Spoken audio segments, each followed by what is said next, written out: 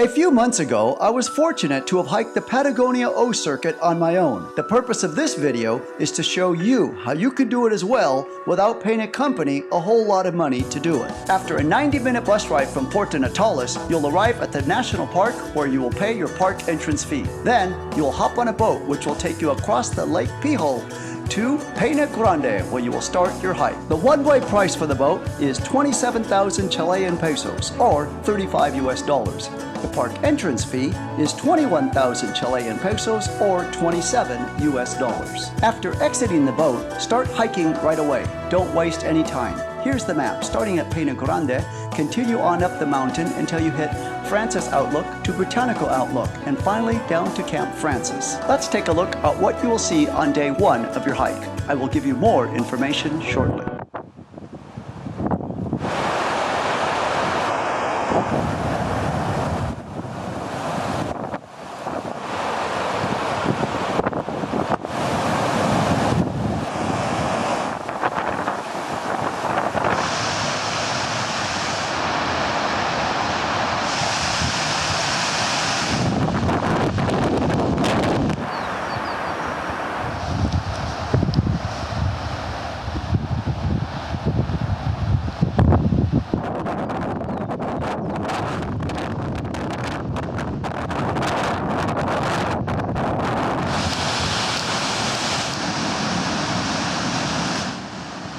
Throughout the hike, you will see these markers on trees or on posts. This is telling you you are on the trail.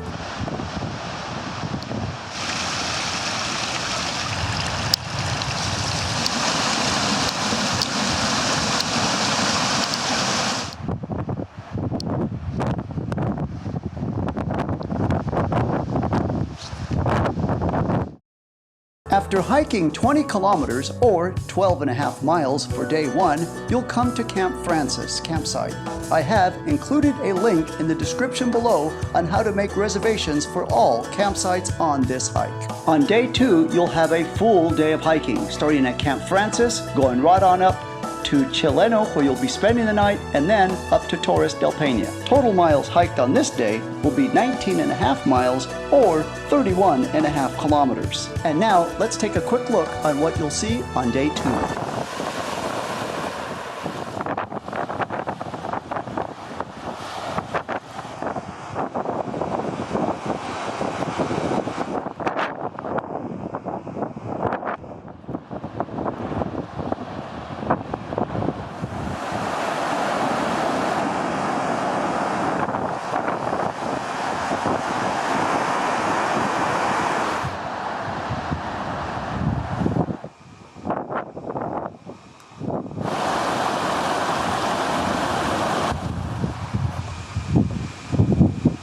Now that I see this sign, that reminds me to tell you, the park has 3 strict rules that they enforce at all times. Number 1, no fires started of any kind.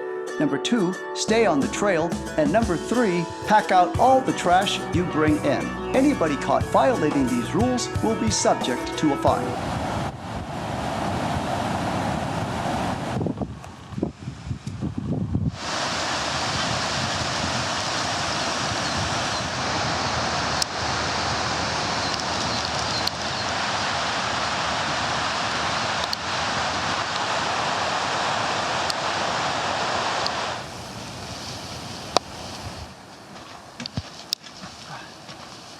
Since this is one of the main highlights of the trek, some hikers like to save this part of the hike for the early morning hours to reduce the chances of the low clouds covering the view. Afterwards, hike down the mountain to Chileno campsite. For day number 3, you will start at Camp Chileno and continue right on up inland to Camp Seron. The hike will be 15.5 miles or 25 kilometers. Let's take a look at what you'll see on the hike.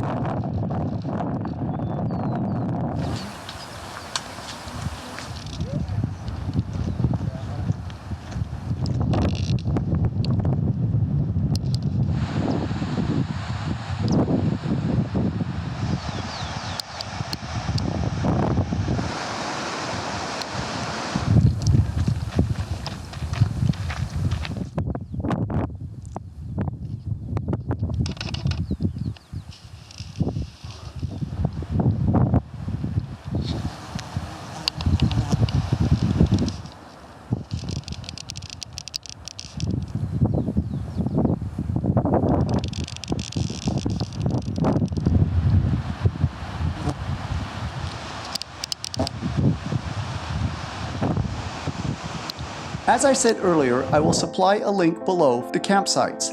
At campsite Francis, Chileno, and Seron, I rented a sleeping bag, tent, and mat for $55 or 43,000 Chilean pesos. The next 3 campsites I will discuss later on.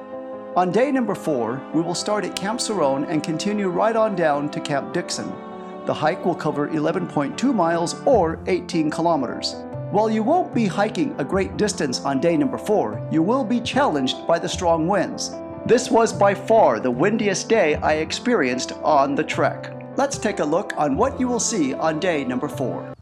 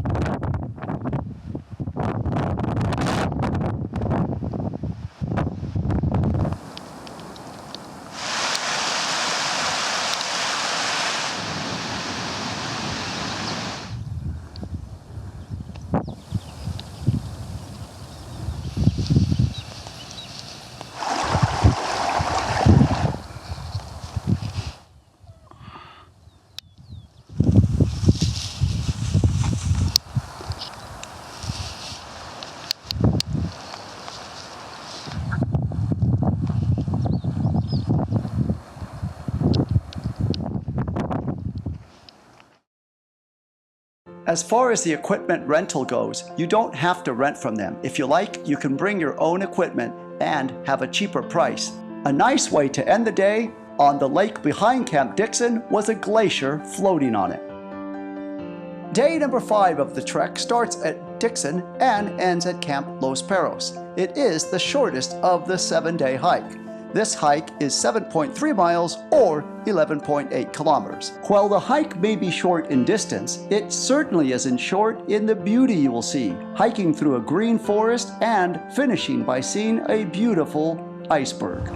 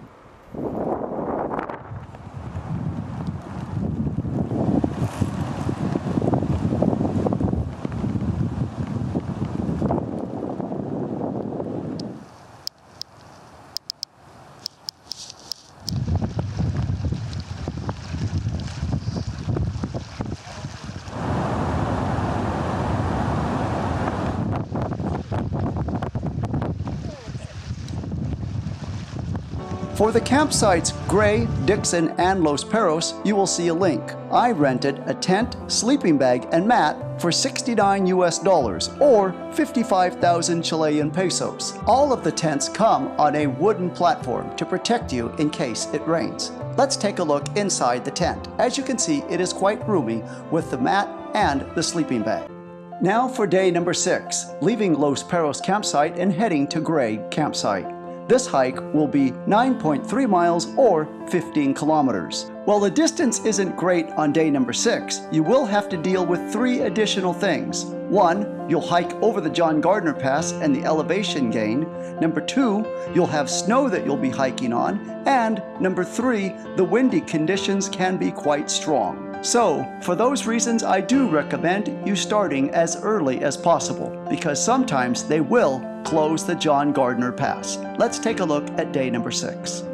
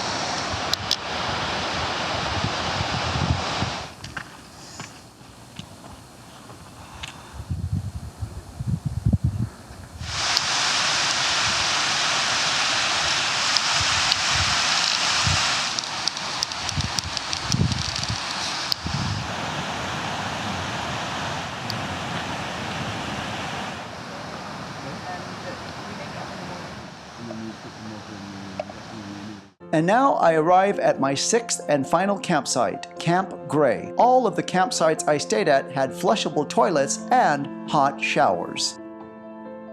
If you've made it this far, congratulations, you've made it to day number 7. This hike will be the shortest distance-wise of the day and the easiest. It will be 11 kilometers or 6.9 miles. You'll be hiking to Paine, where you will then catch the ferry boat and go back to the small town of Puerto Natales. Also, if you would like to see a video of Puerto Natales, click on the link above to see what that town is all about. Now, let's take a look at this last hike.